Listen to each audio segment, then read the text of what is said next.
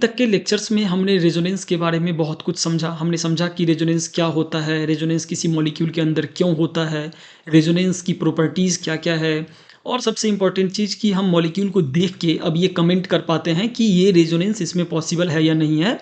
और अगर हाँ, रेजोनेंस पॉसिबल है तो रेजोनेटिंग स्ट्रक्चर ड्रॉ करना भी हमने सीखा है। लास्ट टू लास्ट लेक्चर तक हमने जो भी बेसिक कोर चीज़ें हैं रेजोनेंस को लेके वो चीज़ों को सीखा। लास्ट लेक्चर में हमने बात बताई थी स्टेबिलिटी के बारे में कि जब हमारे पास रेजोनेटिंग स्ट्रक्चर्स हैं, मान लेते हैं कि ये चारों जो है वो आपस में रेजोनेटिंग स्ट्रक्चर है। मानते क्या है, ये चारों आपस में बेसिक रूप से रेजोनेटिंग स्ट्रक्चर है। अब क्या होता है ना कि डायरेक्टली एग्जाम के अंदर ऐसे पूछा जाता है कि इसमें से सबसे ज़्यादा स्टेबल कौन है, से सबसे कम स्टेबल कौन है। हमें इसको बेसिक रूप से ऑर्डरिंग करना है, हमें इंक्रीजिंग या डिक्रीजिंग ऑर्डर में ऑर्डरिंग करने के लिए पूछ लिया जाता है। ऐसे केस में हमें क्या करना होगा यार, ऐसे केस में बेसिक रूप से जो हमने लास्ट लेक्चर में रूल्स बताए थे उसकी मदद से एक-एक रूल हम ऐसे अप्लाई करेंगे और उसके बेसिस से हम क्या करेंगे, फ़िल्टर आउट करते जाएँगे। नाउ अब मैं क्या करता हूँ ना, लास्ट लेक्चर में जो भी हमने सेट ऑफ रूल्स देखा था, उस रूल्स को मैं क्या करता हूँ, एक उस रूल के बेसिस पे हम एक ट्रिक के बारे में मैंने यहाँ पे लिखा है इन हेडर।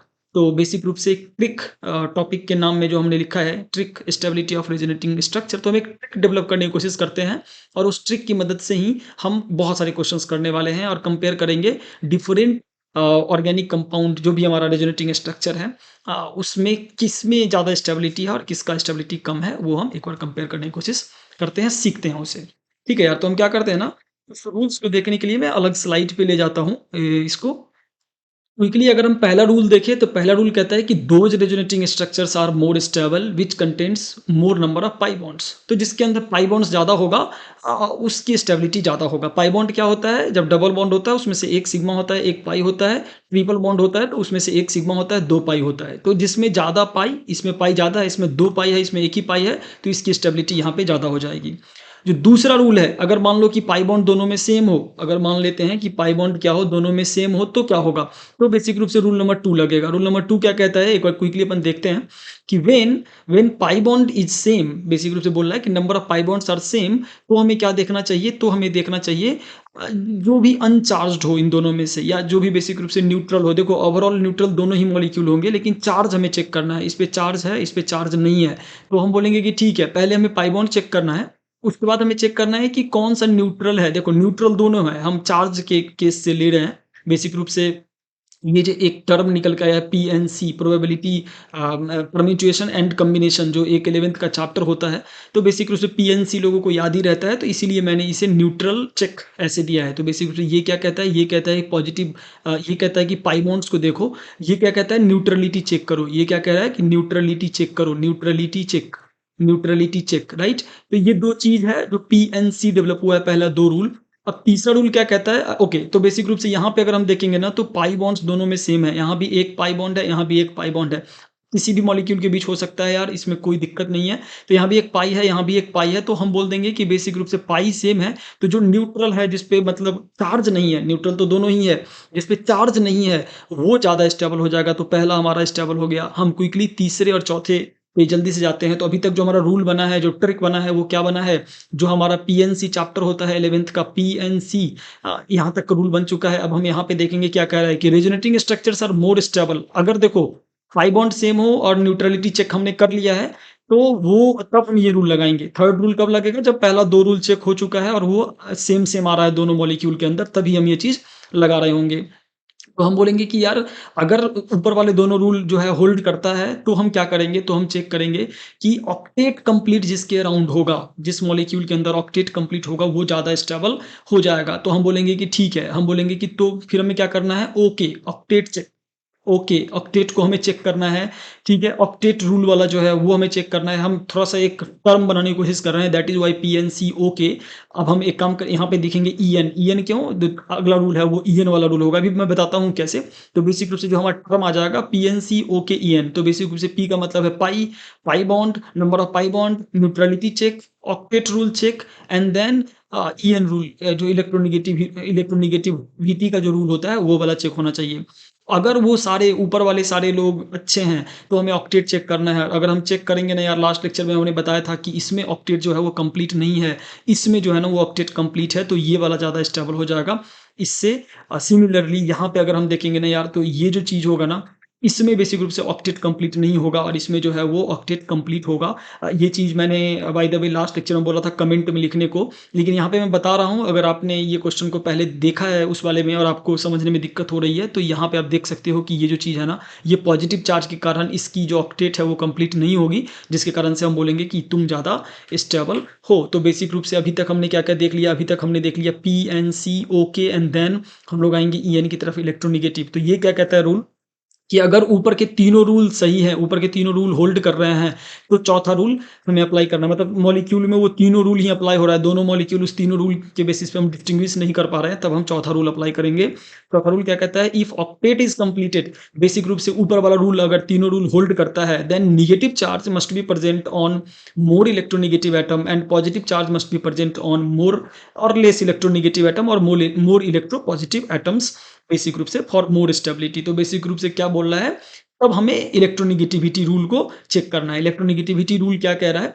कि मोर इलेक्ट्रोनेगेटिव, जो नेगेटिव चार्ज है वो प्रेजेंट होना चाहिए ऑन मोर इलेक्ट्रोनेगेटिव एलिमेंट, और जो पॉजिटिव चार्ज है वो प्रेजेंट होने चाहिए ऑन लेस इलेक्ट्रोनेगेटिव या मोर इलेक्ट्रोपॉजिटिव पे। तो बेसिक रूप से यहाँ पे नेगेटिव चार्ज है, देख सकते हैं 2 पाई बॉन्ड है, राइट, यहाँ भी 2 पाई बॉन्ड है, मतलब यहाँ पे एक सिग्मा 2 पाई, यहाँ पे एक सिग्मा 1 पाई, एक सिग्मा 1 पाई, तो 2 पाई हो गया, 2 पाई हो गया, मतलब पाई बॉन्ड सेम है। अब हम बोलेंगे कि दूसरा क्या था, पी हमने चेक कर लिया, न्यूट्रलिटी चेक करो, दोनों में एक-एक चार्ज है, मतलब हम न्यूट्रलिटी के बेसिस पे कोई कमेंट नहीं कर सकते। इन दोनों एग्ज़ाम्पल में मैं बोल रहा हूँ यार। हाँ, ओके ईएन इलेक्ट्रोनेगेटिविटी सॉरी, अगर हम देखें कि इसका जो कंप्लीट है, ऑक्टेट कंप्लीट है कि नहीं, ओके का ओ का मतलब यहाँ पे ऑक्टेट कंप्लीट से है, तो ऑक्टेट कंप्लीट है या नहीं है, तो ऑक्टेट कंप्लीट हमें दिख रहा है, कोई भी पॉजिटिव चार्ज कहीं भी नहीं दिख रहा, मतलब ऑक्टेट जो होगा वो कहीं न कहीं कंप्लीट होगा। हाउएवर हमें ये चीज़ एक बार ऐसे हम देख भी सकते हैं बना के, देखो यार 1 2 3 4 5 6 7 8 8 इसका कंप्लीट है। सिमिलरली जो कार्बन एंड ऑक्सीजन जो है ना यहाँ पे, इसके पास यहाँ पे बेसिक रूप से 6 इलेक्ट्रॉन होगा और 2 यहाँ पे है, तो टोटल 8 है, इसमें कंप्लीटेड है। जब पॉजिटिव चार्ज होता है ना, तभी ये ऑक्टेट रूल वाला रूल अप्लाई हो पाता है। अगर ये दोनों सेम है ना, तो अब हम तीनों रूल सेम है, तो अब हमें कौन सा रूल लगाना होगा, ईएन वाला, इलेक्ट्रोनेगेटिविटी वाला।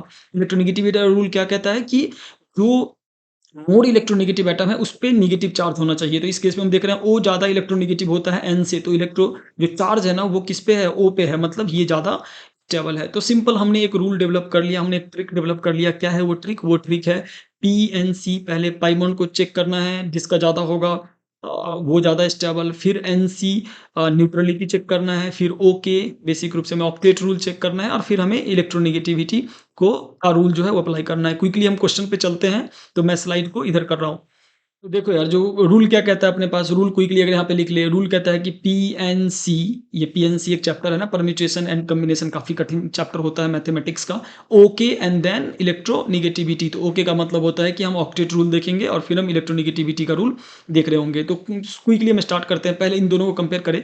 तो सबसे पहले अगर हम देखें ना, यहाँ पे पाई बॉन्ड कितना, पाई बॉन्ड से शुरू करेंगे यार, हमेशा ध्यान रखना है किससे शुरू करना है अपने को, पाई बॉन्ड से शुरू करना है। तो यहाँ पे अगर हम पाई बॉन्ड से शुरू करें ना यार, तो यहाँ पे पाई बॉन्ड काउंट करो, सारे में पाई बॉन्ड काउंट करो, तो बोलोगे यहाँ पे एक पाई बॉन्ड है, यहाँ पे एक पाई बॉन्ड है, 2 पाई बॉन्ड हुए, इसमें देख लेते हैं अपन एक ही पाई बॉन्ड है, इसमें देख लेते हैं अपन एक ही पाई बॉन्ड है, इसमें देख लेते हैं अपन एक ही पाई बॉन्ड है। इसका मतलब है कि पाई बॉन्ड ने ये हमें बोल दिया कि यार जो 1 वाला है ना, वो सबसे ज़्यादा स्टेबल है। समझ में आ रहा है कैसे? कि पाई बॉन्ड जैसे ही लगाया हमने पाई बॉन्ड वाला रूल, तो हमें दिख रहा है कि इन सब में एक पाई बॉन्ड है, और इस वाले बंदे के पास 2 पाई बॉन्ड है, मतलब ये वाला बंदा सेपरेट आउट हो गया, ये सबसे ज़्यादा स्टेबल होगा, ये हमें समझ में आ गया है। नाउ अब हमें इन तीनों में कंपेयर करना है। इन तीनों में पाई बॉन्ड एक है, मतलब अब हमें न्यूट्रलिटी चेक करना पड़ेगा। तो हम बोलेंगे ठीक है, इसमें देखो 2 चार्ज है, 2 पॉजिटिव 2 नेगेटिव, इसमें देखते हैं 2 पॉजिटिव एंड 2 नेगेटिव, ठीक है। इसमें देखते हैं अपन बेसिक रूप से 2 पॉजिटिव 2 नेगेटिव, मतलब हम न्यूट्रलिटी के बेसिस पे कोई भी कमेंट नहीं कर सकते यहाँ पे, राइट। तो अब हम बोलेंगे ठीक है, न्यूट्रलिटी तो सब में सेम ही है, सब में सेम नंबर ऑफ चार्जेस है, तो अब क्या करें? अब हम बोलते हैं ऑक्टेट रूल एक बार देख लेते हैं। तो ऑक्टेट रूल अगर हम देखने आएंगे ना, तो यहाँ पे पॉजिटिव चार्ज दिखा, यहाँ पे पॉजिटिव चार्ज दिखा, ठीक है। ऑक्टेट रूल यहाँ पे लगाते हैं अपन। तो क्या कहता है ऑक्टेट रूल? कि कार्बन के आउटर मोस्ट में 8 इलेक्ट्रॉन है या नहीं है। बेसिक रूप से यहाँ पे बॉन्डिंग बॉन्डिंग लगा के तो हम बोलेंगे 2 हाइड्रोजन जुड़ा हुआ है, तो इस 2 हाइड्रोजन को मैं कैसे लिख सकता हूँ? ऐसे-ऐसे लिख सकता हूँ, यहाँ 1 हाइड्रोजन आ जाएगा, यहाँ 1 हाइड्रोजन आ जाएगा और एक बॉन्ड यहाँ पे है, मतलब 1, 2, 3, 4, 5, 6, 6 इलेक्ट्रॉन है इसके पास, इसका ऑक्टेट कंप्लीट नहीं है, राइट? तो हम बोलेंगे ठीक है, इसका ऑक्टेट कंप्लीट नहीं है। हाँ, और कोई एटम है क्या यहाँ पे जिसका ऑक्टेट कंप्लीट नहीं है? तो हम बोलेंगे नाइट्रोजन के ऊपर भी पॉजिटिव चार्ज है, एक बार देख लेते हैं। तो हम बोलेंगे 2, 2, 4 और 2, 6, 2, 8 नहीं, मतलब नाइट्रोजन का ऑक्टेट जो है वो कंप्लीटेड है। तो बेसिक रूप से यहाँ पे हमारे पास एक एटम है जिसका ऑक्टेट कंप्लीट नहीं है। हम थर्ड वाला देखेंगे, अगेन यहाँ पे भी एक एटम हो जाएगा जिसका ऑक्टेट कंप्लीट नहीं है, क्योंकि यहाँ पे भी चार्ज जो है वो पॉजिटिव पे है, तो मतलब इसका भी जो ऑक्टेट है वो कंप्लीट नहीं है, तो यहाँ भी एक एटम हो गया। इसमें देखते हैं, इसमें भी बेसिक रूप से अब अगर हम देखें तो यहाँ पे एक पॉजिटिव चार्ज है, मतलब एक एटम जो है जिस पे ऑक्टेट जो है वो कंप्लीटेड नहीं है। और अगर हम देखें तो अब ये भी रूल काम नहीं कर रहा है यहाँ पे, तो हमें इलेक्ट्रोनिगेटिव वाला रूल लगाना पड़ेगा। इलेक्ट्रोनिगेटिव वाला रूल क्या कहता है कि यार बेसिक रूप से पॉजिटिव चार्ज जो होना चाहिए वो लेस इलेक्ट्रोनेगेटिव एटम पे होना चाहिए और नेगेटिव चार्ज जो होना चाहिए वो मोर इलेक्ट्रोनेगेटिव एटम पे होना चाहिए। तो यहाँ पे हम देख रहे हैं oxygen being most electronegative among carbon, nitrogen, तो ऑक्सीजन के ऊपर नेगेटिव चार्ज होना चाहिए, राइट? तो ऑक्सीजन के ऊपर यहाँ पे नेगेटिव चार्ज है, तो हम बोलेंगे कि यार यहाँ पे देखो नेगेटिव चार्ज कार्बन के ऊपर आ गया, ऑक्सीजन बेचारा चुपचाप बैठा हुआ है, या नाइट्रोजन जो है वो पॉजिटिव चार्ज लेके बैठा हुआ है। तो हम बोलेंगे देखो यार, ऑक्सीजन होता है ना ज़्यादा इलेक्ट्रोनेगेटिव होता है नाइट्रोजन से, ज़्यादा इलेक्ट्रोनेगेटिव होता है कार्बन से। तो ऑक्सीजन के ऊपर आइडियली नेगेटिव चार्ज आना चाहिए, तो वो ज़्यादा अच्छा होगा। तो हम बोलेंगे तुम सेकंड हो गए, सेकंड वाला जो है वो सेकंड कर गया। कैसे? क्योंकि इसके ऊपर ऑक्सीजन के ऊपर बेसिक रूप से दोनों नेगेटिव चार्ज है और positive charge less electronegative, less electronegative. अब बोलोगे नाइट्रोजन तो ज़्यादा इलेक्ट्रोनेगेटिव है, लेकिन पॉजिटिव चार्ज है तो इसको रखना पड़ेगा, राइट? तो ठीक है, मतलब ये एटलीस्ट इससे तो बेहतर है ना, जहाँ पे नेगेटिव चार्ज कार्बन पे है, इससे बेहतर है जहाँ पे नेगेटिव चार्ज जो है वो कार्बन पे आ रहा है। नाउ अब हम इन दोनों में कैसे कंपेयर करें? अब इन दोनों में कंपेयर करने के लिए ना यार, होता क्या है कि एक और चीज़ यहाँ पे देखना पड़ता है कि अगर 2 चार्ज जो है ना, मतलब ये सब चीज़ के अलावा मैंने पहला ही क्वेश्चन थोड़ा कठिन लिया है, रीज़न बीइंग कि हम चाहते हैं कि इवन इफ कि तुम यहाँ तक का अगर वीडियो देखते हो, फिर भी तुम्हें ये वाला रूल भी समझ में आए। तो क्या कहता है ये रूल? ये रूल कहता है कि अगर एडजेसेंट एटम पे सिमिलर चार्ज होगा ना, ये रूल कहता है कि अगर एडजेसेंट एटम पे सिमिलर चार्जेज होगा तो वो ज़्यादा रिपल्सन की वजह से वो ज़्यादा अनस्टेबल हो जाएगा। तो यहाँ पे हम देख रहे हैं एडजेसेंट एटम पे सेम चार्ज है। हाँ, तो ये रिपल्सन की वजह से क्या हो जाएगा, ये बेसिक रूप से इस तरीके का हो जाएगा, मतलब ज़्यादा कम स्टेबल हो जाएगा। तो जो हमारा रूल है, जो हमारा सीक्वेंस आया वो कुछ इस तरीके का सीक्वेंस आ गया, 1 is greater than 2 is greater than 3 is greater than 4। Similarly इसी रूल को लेके, इसी ट्रिक को लेके हम बहुत सारा भी क्वेश्चंस करने वाले हैं। ठीक है।